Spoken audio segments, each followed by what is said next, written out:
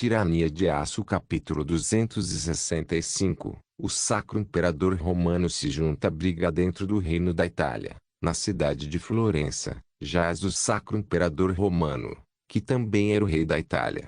Sentado em seu poderoso trono, dentro de seu palácio, o homem de meia-idade de ascendência italiana contemplava seus ministros que relatavam a situação em todo o império. Um dos ministros era um homem alto e esguio, de rosto estreito e nariz grande e adunco. Ele tinha uma barba escura e despenteada que o tornava particularmente hediondo. O homem vestia túnicas de seda importadas do Império Bizantino. Atualmente, ele segurava um documento em suas mãos que leu para o imperador. As regiões de língua alemã estão envolvidas em uma guerra pelo título de rei da Alemanha. Até agora o Duque Wilmar e a principal linhagem dos Habsburgos foram erradicados e, com suas mortes, também sua reivindicação foi encerrada. O homem que tomou o poder na Áustria é um jovem arrivista chamado Berengar von Kufstein.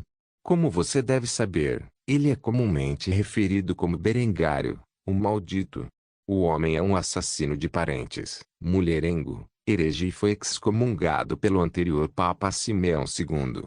Com sua ascensão ao poder, a reforma alemã se espalhou do sul da Alemanha para os vizinhos ducados alemães. A Saxônia e a Renânia, em particular, estão sendo convertidas rapidamente. Ao ouvir esta informação, o Sacro Imperador Romano, um homem chamado Balsamo Corsini, começou a franzir a testa. Como um católico devoto e um homem com laços estreitos com o atual Papa, o Sacro Imperador Romano temia a ideia da heresia de Berengar se espalhar por todo o reino. No entanto, o homem conteve sua raiva e estimulou o ministro a continuar relatando. Prossiga.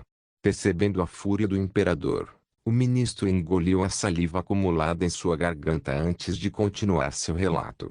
Os outros dois pretendentes ao título, como você sabe, são o Duque de Eger da Baviera e o legítimo sobrinho bastardo do irmão do rei anterior.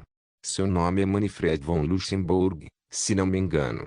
Manfred é o chefe do Ducado de Luxemburgo. Ele e seus aliados começaram a invadir o sul da Alemanha. Com as perdas que os bávaros sofreram na Áustria, as forças de Eger estão significativamente enfraquecidas e ele atualmente conta com seus aliados na Saxônia e Utermurg para pressionar suas reivindicações. O Duque Berengar parece estar ganhando tempo. Ele está desinteressado no título ou está reunindo um exército e esperando a oportunidade perfeita para atacar. A inteligência apoia o último desses dois resultados como a possibilidade mais provável. Os venezianos relataram que Berengar está construindo 3 grandes estaleiros navais. Eles especulam que ele pretende criar uma marinha poderosa para projetar força em todo o Mediterrâneo. Embora, neste momento, não se saiba se esses estaleiros foram projetados para a construção de uma frota comercial ou de uma armada. Ao ouvir a última parte desta notícia, o rosto carrancudo do imperador piorou para um estado feio. Estava ficando claro que, se Berengário fosse deixado por sua própria conta, ele poderia se tornar um oponente problemático no futuro.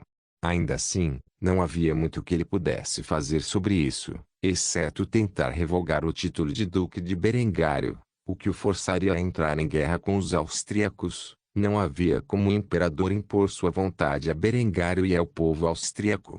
Apesar do Sacro Império Romano ser mais simplificado dentro de sua estrutura política nesta linha do tempo, ainda sofria das mesmas falhas do feudalismo quando se tratava da centralização do poder. O fato de haver terras limitadas sob controle direto da coroa significava que Balsamo teria dificuldade em reunir as forças necessárias para invadir a Áustria. Embora ele pudesse contar com os exércitos da Itália para responder ao seu chamado às armas, os alemães estavam no meio de uma guerra civil, assim como a Boêmia. Os únicos outros vassalos que ele poderia convocar com grande força era o líder da Confederação Suíça, e ele era um homem conhecido por cuidar de seus próprios negócios. O imperador do Sacro Império Romano ficou com dor de cabeça, pois não tinha ideia de como conter a maré crescente que era o Ducado da Áustria. Vendo que o imperador ficou em silêncio por um longo tempo, o ministro começou a falar de seus relatórios novamente. Os exércitos de Luxemburgo e seus aliados marcharam para a Baviera, Depois de várias batalhas entre os von Wittelsbach e os von Luxemburgs, o conflito se transformou em um impasse, com a fronteira nordeste da Baviera sob ocupação luxemburguesa. Só o tempo dirá quanto tempo durará esse conflito, e quem sairá vitorioso ainda não se sabe. A guerra provavelmente continuará por anos sem um vencedor claro. A menos que queiramos nos envolver pessoalmente e declarar o próximo rei da Alemanha de nossa escolha, sugiro que deixemos como está e deixemos que os alemães resolvam suas disputas por conta própria. O Sacro Imperador Romano acenou com a cabeça em concordância com esta posição. Ele não desejava desperdiçar seus exércitos nas lutas internas do povo alemão. Em vez disso, ele estava mais interessado em suprimir Berengário e a Áustria da melhor maneira possível.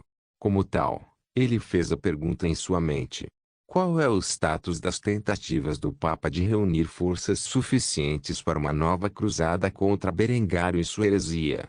Quando lhe fizeram esta pergunta, o ministro começou a franzir a testa e falou gentilmente, sabendo que suas palavras seguintes iriam perturbar muito o imperador. O Papa tem sua atenção dividida para a Boêmia no momento.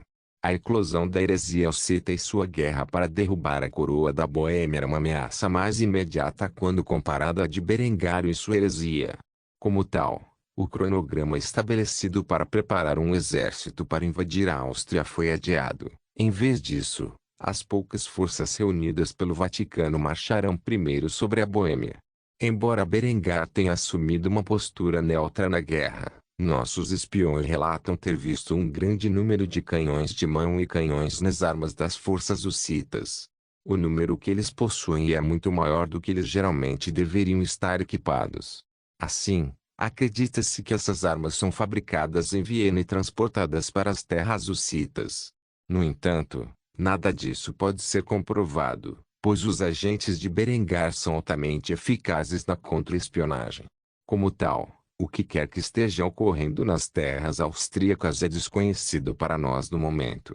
Essa notícia foi suficiente para fazer o imperador ranger os dentes. Parecia que todo esse relatório apresentado a ele não passava de mais notícias. Como tal, o imperador começou a atacar seus ministros.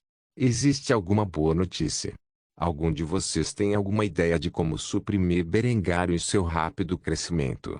Em breve, aquele menino estará desafiando minha autoridade como imperador.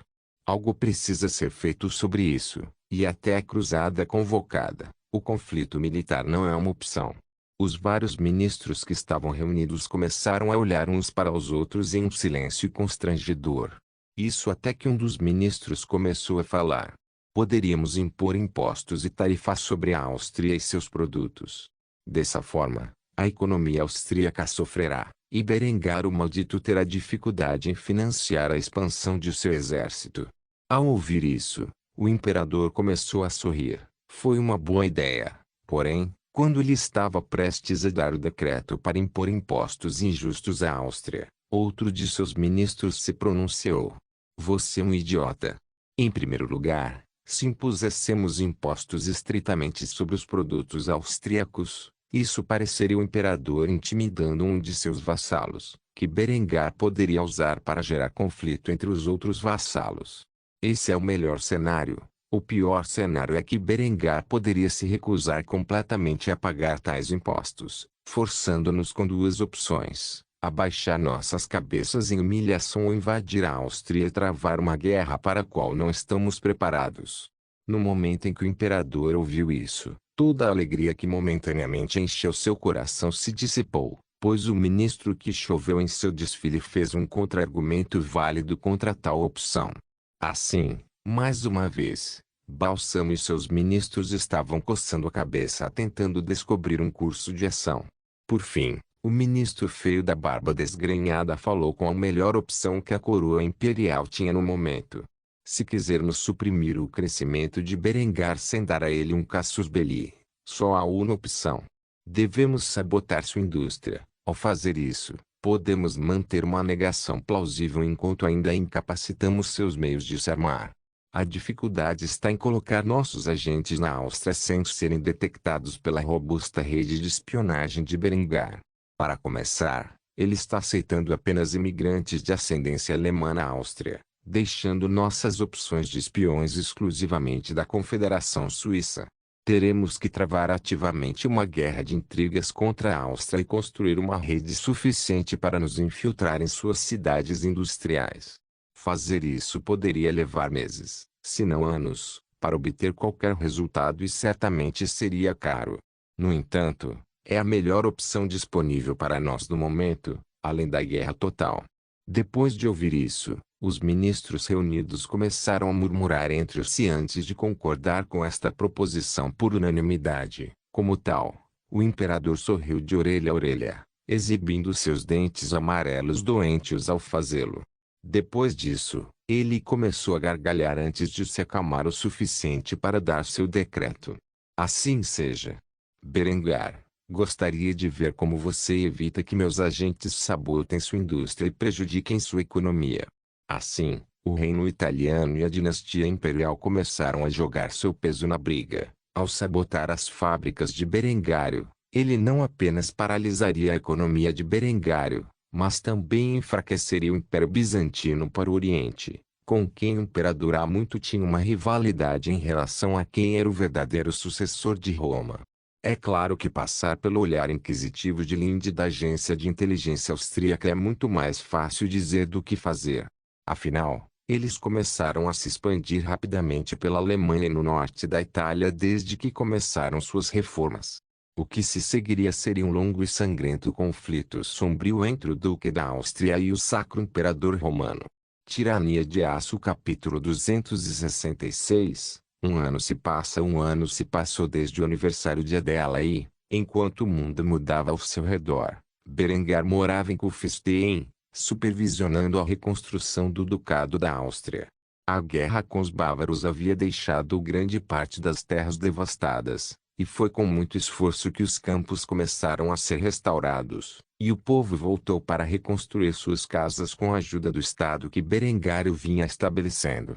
Ao longo do ano passado, Berengar concentrou-se em 4 áreas críticas de desenvolvimento: agricultura, indústria, infraestrutura e forças armadas.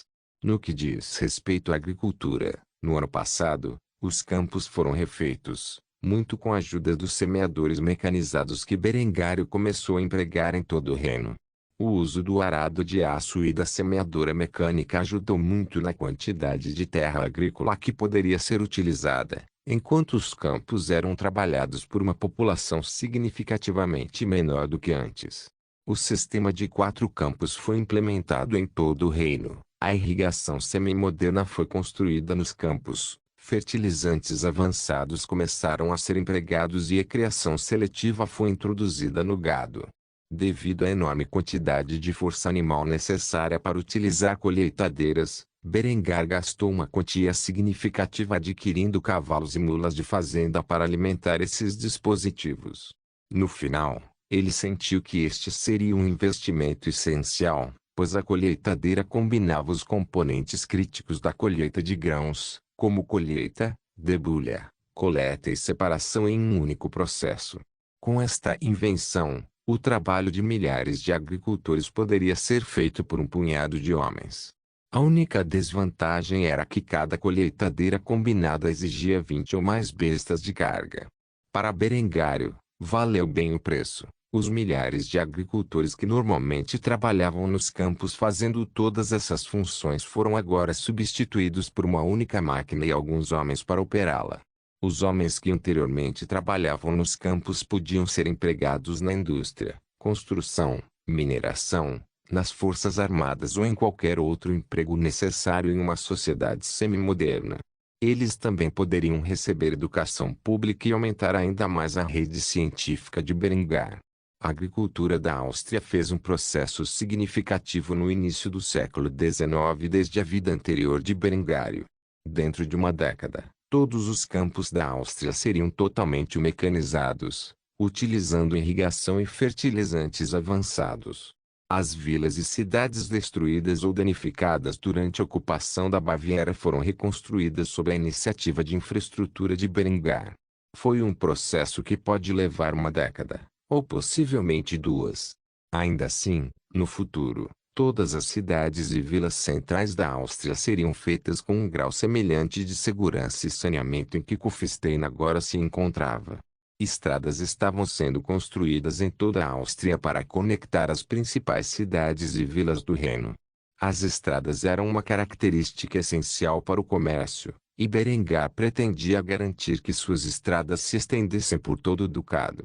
Quanto à indústria, várias cidades industriais críticas começaram a surgir além de Kufstein. Innsbruck muito se estabeleceu como uma cidade industrial. Dentro dele, as armas e armaduras Berengar fabricadas para o Império Bizantino foram produzidas em massa. Arquebuses, lanças, falcoetes e armaduras espelhadas foram produzidos em massa lá e fornecidos ao Império Bizantino sob o acordo a ser pago no futuro, após suas conquistas. O imperador concordou com os termos de Berengário e, sem saber, caiu em uma armadilha de dívidas. Quanto a Viena, havia começado a produção de armas e armaduras ainda mais antigas, que podiam ser vendidas para qualquer exército medieval que Berengar escolhesse. Eles se concentraram na produção de armaduras de brigadine, canhões de mão, canhões medievais primitivos e vários outros armamentos medievais. A maior parte estava sendo dada como ajuda militar aos hussitas, sob a condição de que eles pagariam por isso no futuro, criando uma dívida considerável entre as forças hussitas. Dentro da Istria, as indústrias de vidro e sal haviam se expandido muito no ano passado, e Berengar havia roubado uma grande parte do mercado dos venezianos, para a grande ira deles. Berengar recebeu mais de uma vez uma carta hostil do doge veneziano exigindo que ele parasse de produzir seu vidro superior. Claro, sendo o homem terrivelmente agressivo e arrogante que era, a resposta de Berengar à indignação do veneziano foi educadamente dizer-lhes para irem bater na areia. Isso piorou as relações entre Veneza e Áustria a ponto de uma corrida armamentista naval. Quanto à catedral de Berengar e ao grande palácio, ele decidira não optar pela construção de concreto e aço, como tal, fez com que os edifícios fossem totalmente reconstruídos de raiz em materiais mais tradicionais como o granito e a argamassa. Em particular, Berengar usou seu departamento de química para formular a argamassa moderna tipo M, o tipo de argamassa mais robusto e durável existente na vida anterior de Berengar. Também era muito mais rápido de esculpir e, como tal, apesar dos materiais tradicionais, o ritmo de produção destas estruturas era ainda mais significativo do que o da época. Ele preferiria que os seus monumentos culturais resistissem ao teste do tempo. Assim, levaria muitos anos até que ele se mudasse para um palácio digno de um imperador. Então, novamente, levaria muitos anos até que ele se tornasse um imperador, ou assim ele pensava. Durante esta era de paz, Berengário também começou a reconstruir as muralhas da cidade de Kufstein com granito e argamassa tipo M. Embora as paredes de concreto armado permitissem um maior nível de proteção contra ameaças como canhões, Berengário queria que as muralhas de sua cidade durassem o teste do tempo, como as muralhas teodosianas de Constantinopla. Um dia, quando as pessoas olharam para a cidade de Kufstein, Berengário quis que essas paredes estivessem no lugar como um sinal de sua riqueza e poder durante seu reinado. Assim, os esforços de construção em todo o reino estavam sendo feitos com materiais mais tradicionais, e as fortificações que Berengar havia construído com concreto e aço estavam sendo substituídas e recicladas. A Áustria possuía riqueza mais do que suficiente para empreender tais empreendimentos, e Berengário sabia disso. No entanto, de todas as façanhas de Berengar no ano passado, a mais importante foi concluída, que foi a construção dos estaleiros. Berengar despejou uma enorme quantidade de mão de obra e recursos na rápida construção de seus 3 estaleiros e, desde então, eles foram concluídos. 2 de seus portos em Trieste estavam atualmente produzindo fragatas da classe Berengar em um ritmo sem precedentes. Devido às peças pré-fabricadas que Berengar havia feito no ano passado, ele tinha estoques suficientes em armazéns próximos a esses estaleiros para construir dezenas de navios. Com as linhas de montagem instaladas, Berengar já havia construído 5 fragatas para compor sua primeira frota. Quanto ao filme, O estaleiro daquela região tinha dedicado a sua produção à fabricação da frota mercante de Berengar, composta por clippers. Embora eles ainda não tivessem zarpado e trazido suas mercadorias através do Mediterrâneo, era apenas uma questão de tempo até que as mercadorias austríacas fossem vendidas no mar. O grande exército da Áustria havia se expandido para 50.000 homens neste ponto, metade dos quais eram voluntários. O exército pagava bem e o recrutamento seria obrigatório no momento em que entrassem em guerra novamente. Como tal, muitos jovens juntaram-se às suas fileiras para provar a sua lealdade ao novo regime, que já começava a tirar os camponeses da pobreza. As forças de Berengar foram equipadas com o mosquete rifle 1417-18, baionetas triangulares e tubos de carregamento rápido. A artilharia compreendia 1417 canhões de 12 lb, mas eles também estavam equipados com 1418 canhões Schmidt. Não havia necessidade de um obus dedicado, já que o canhão de 12 libras de 1417 poderia atuar como um canhão de campanha em um obus. Quanto à cavalaria, eles foram divididos em couraceiros, lanceiros, dragões e hussardos. De todas as unidades do exército de Berengário, ele tinha a menor quantidade de cavalaria. Os cavalos eram caros para comprar e manter e, francamente, ele não precisava de uma quantidade enorme de cavalaria. Sua infantaria já era tão eficaz que a cavalaria era um exagero. Um ano de progresso havia sido alcançado, e não era pouco. Se as coisas continuassem a progredir dessa maneira, Berengário logo seria capaz de se proclamar rei da Áustria e se manter por conta própria. Embora ele ainda desejasse expandir sua riqueza, influência e poder antes que isso acontecesse. Afinal, no momento em que ele fez isso, havia um potencial para a guerra estourar, e Berengário estava gostando bastante do progresso que estava fazendo no momento. Assim, por enquanto, ele continuaria a desenvolver sua terra até que nenhum exército pudesse desafiá-lo. Os fortes fronteiriços ainda estavam sendo construídos e precisariam ser concluídos antes que ele pensasse em travar uma guerra pela independência contra o Sacro Império Romano. Assim, no momento, Berengário estava sentado em seu escritório, saboreando um gole de vinho fortificado enquanto olhava os documentos em suas mãos que descreviam todos os progressos feitos em um único ano. O dinheiro continuava fluindo para seu tesouro, e ele gastava muito para investir em seu país. Agora que sua primeira frota e sua frota mercante foram construídas, ele começaria sua expansão no Mediterrâneo e seu comércio. Se ele pudesse vender seus produtos para todos os reinos com o litoral, com certeza faria uma grande fortuna. Assim, seu plano imediato para o futuro era expandir sua rede comercial, mesmo que isso irritasse as pessoas ao seu redor. Tirania de Aço capítulo 267. Diário de Honoria. As gigantescas portas de carvalho do quarto se fecharam atrás da princesa de cabelos brancos, onde ela as trancou. Honoria tinha um largo sorriso no rosto bonito, acabava de voltar para casa depois de uma longa viagem, e tinha grandes planos para amanhã. A jovem segurou o peito enquanto pensava no amanhã, ela podia sentir borboletas dentro de seu coração. Depois de tomar alguns momentos para se acalmar, Honoria tirou um grande livro encadernado em couro de dentro de sua bolsa. Este livro era de cor castanha e tinha uma alça em volta que era presa com um cadeado. Depois de enfiar a mão na bolsa e encontrar a chave, ela a destrancou antes de colocá-la sobre a mesa que havia juntado poeira em sua ausência. Depois de desafivelar o livro, a princesa olhou seu conteúdo.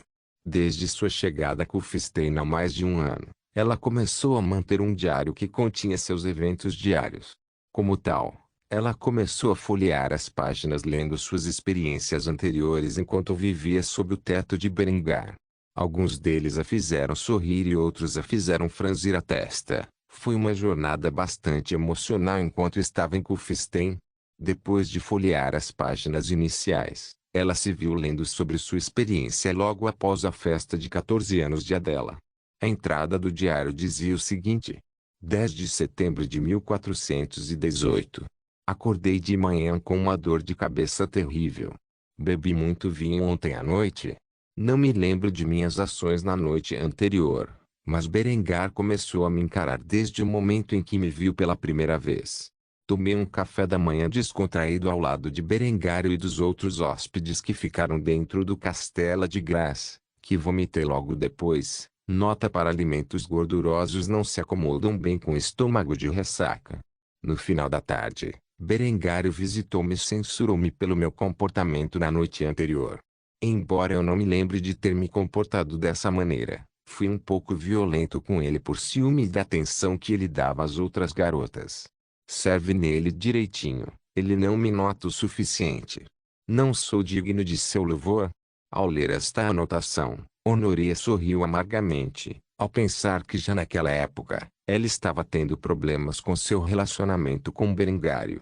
Não querendo insistir no assunto, ela rapidamente folheou suas páginas para encontrar a seguinte passagem de interesse.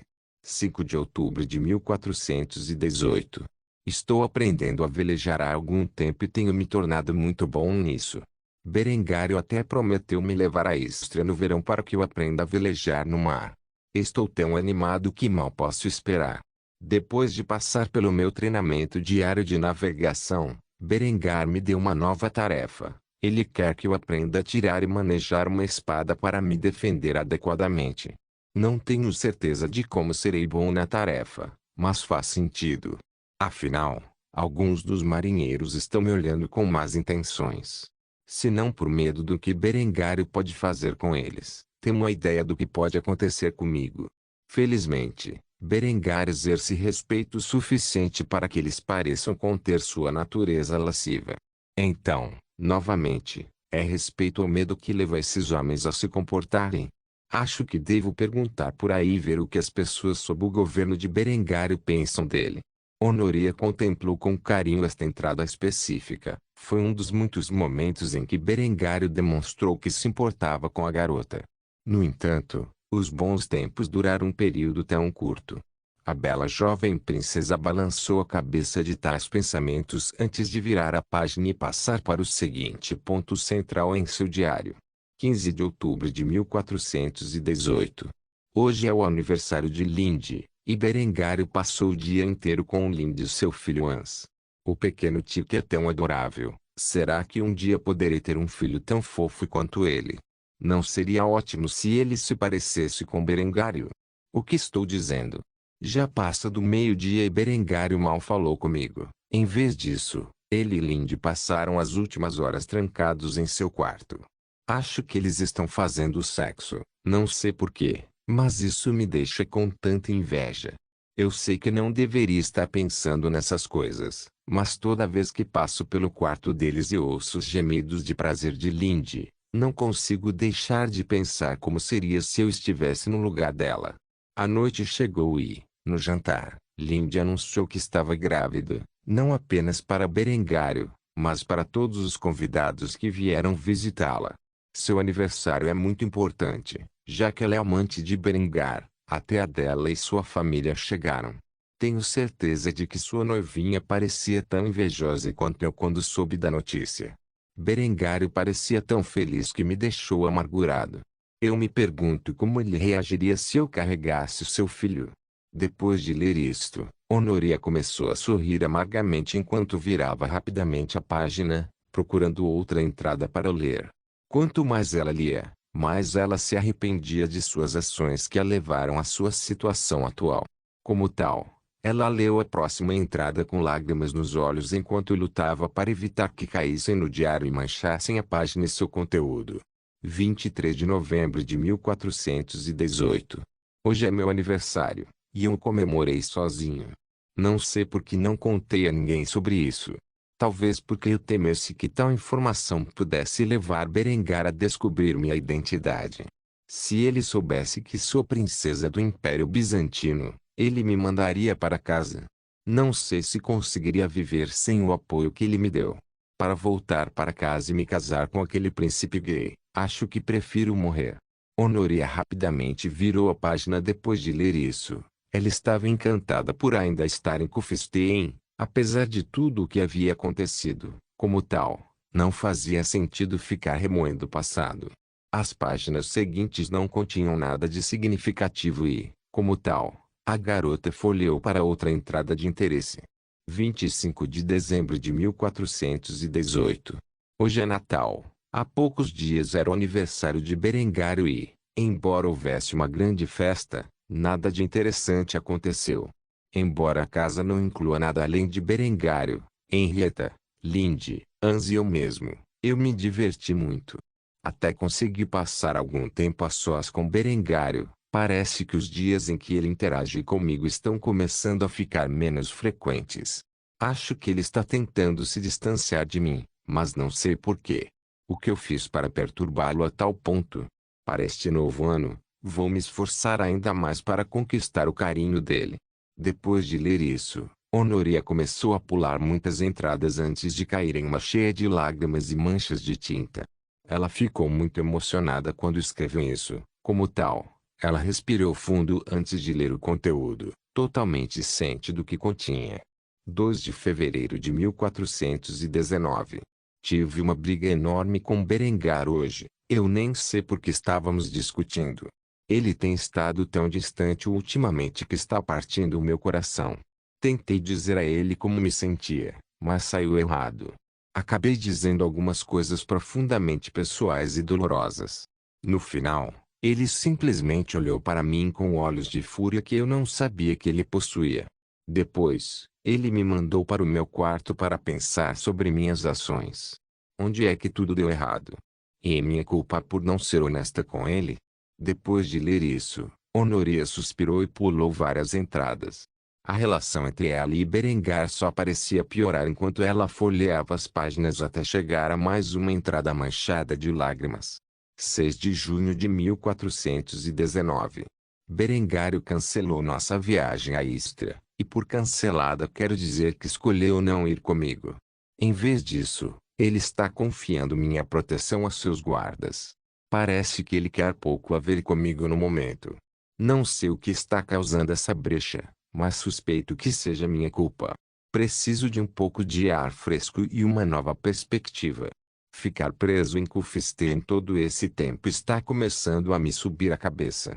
Esta viagem será boa para mim, mesmo que Berengar não venha.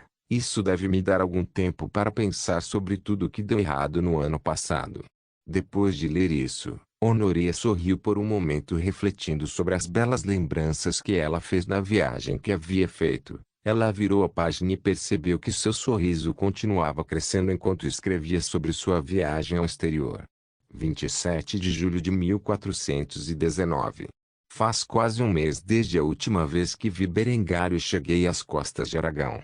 A liberdade do mar e a experiência que adquiri ao interagir com várias culturas me deram tempo para entender a mim mesmo e por que meu relacionamento com Berengar é tão tóxico. Berengário não confia em mim, já há algum tempo que minto sobre a minha identidade, e ele sabe. Não há outra explicação. No entanto, isso não é culpa dele, é meu, e só meu. Minhas inseguranças, ciúmes e mentiras são o que criou essa brecha entre nós. Não tenho dúvidas de que o filho de Berengar com a Lindy já nasceu, e ele provavelmente está encantado agora. Seria grosseiro da minha parte me intrometer em um momento tão feliz. Então decidi escrever-lhe algumas cartas, informando-o da minha jornada e progresso. Mesmo sabendo que os guardas que ele encarregou de me proteger já o notificaram, acho que seria melhor se ele ouvisse de mim diretamente. O que precisamos agora é de espaço, por isso continuarei a escrever para ele e continuarei minha jornada pelo Mediterrâneo até estar pronto para lhe contar a verdade. Quem sabe o que posso encontrar? A seguinte entrada que Honoria folheou estava manchada com seu sangue. Depois de lê-lo, um sorriso se formou em seu rosto e ela refletiu sobre aquele dia fatídico que a encheu de sonhos e determinação. 3 de setembro de 1419. Piratas atacaram meu navio. Felizmente, os guardas designados para mim poderiam defender nossa embarcação. Tanto que conseguimos embarcar no navio dos piratas e eliminá-los. Fui forçado a pegar em armas durante o conflito e sofri ferimentos leves. Nunca me senti tão vivo antes. Saqueamos a carga dos piratas e roubamos a caravela que eles usaram. É meu agora. Eu tenho meu próprio navio. Talvez eu forme uma tripulação própria e navegue pelo mar. atacando piratas e bandidos por seus ganhos ilícitos. Devo agradecer a Berengário por todo o treinamento que me proporcionou. Eu provavelmente teria morrido no conflito se não fosse por ele. Acho que estou pronto para voltar para casa. Casa. Kufstein é minha casa agora. Eu nem sei mais a resposta para isso. Tudo o que entendo é que amadureci nesta jornada e agora sei o que quero nesta vida. Depois de ler isso, Honoria virou a página. Esta entrada estava em branco. Ela não tinha feito um diário desde o momento em que decidiu voltar para casa. Agora que ela estava em Kufstein, ela sentiu que era o momento perfeito para colocar seus pensamentos no lugar. Como tal, ela mergulhou a pena na tinta antes de escrever a passagem mais recente em seu diário. 15 de setembro de 1419. Mais de um ano se passou desde que cheguei a Kufstein. Posso dizer honestamente que, embora tenha havido momentos em que me senti infeliz, foi uma experiência muito melhor do que ficar preso em Constantinopla. Não tive oportunidade de me encontrar com Berengário por tempo suficiente para expressar-lhe meus pensamentos quando eu voltei. No entanto, ele parecia geralmente feliz por eu estar de volta. Considerando que saímos em condições tão ruins, eu estava com um pouco de medo de que ele ainda estivesse com raiva de mim. Uma pequena pausa é tudo o que precisávamos e algum tempo para clarear nossas cabeças.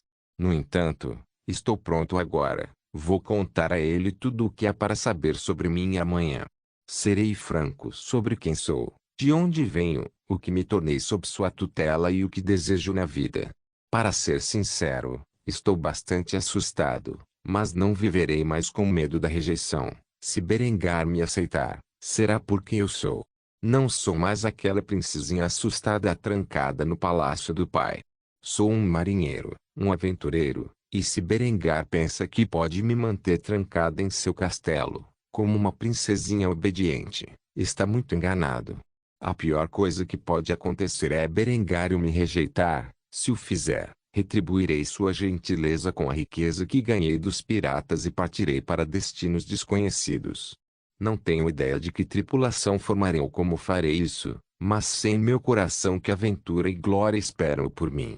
Depois de escrever isso, Honoria permitiu que a tinta assentasse antes de fechar o diário e trancá-lo. Depois de fazer isso, ela o colocou dentro da gaveta de roupas íntimas e deitou-se na cama. Ela precisaria de uma boa noite de sono se fosse conversar com Berengário amanhã sobre tudo o que ela havia percebido nos últimos meses. Não se esqueça de deixar o link de se inscrever no canal. Caso queira contribuir de alguma forma com o canal, entre em contato comigo pelo Instagram do canal. O link do Instagram do canal estará na descrição do vídeo. Por favor, certifique-se de verificar meus outros vídeos. Tenho certeza que você vai gostar deles. Solém irmãos.